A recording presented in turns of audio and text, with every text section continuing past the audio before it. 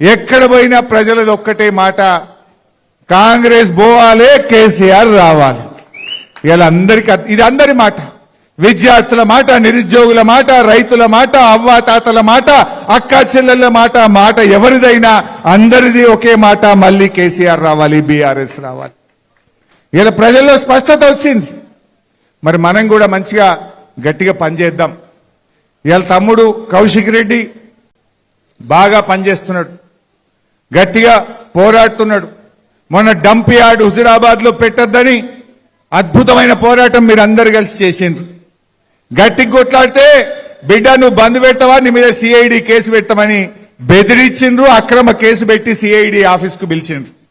అయినా భయపడలే, పోరాటం ఆపలే.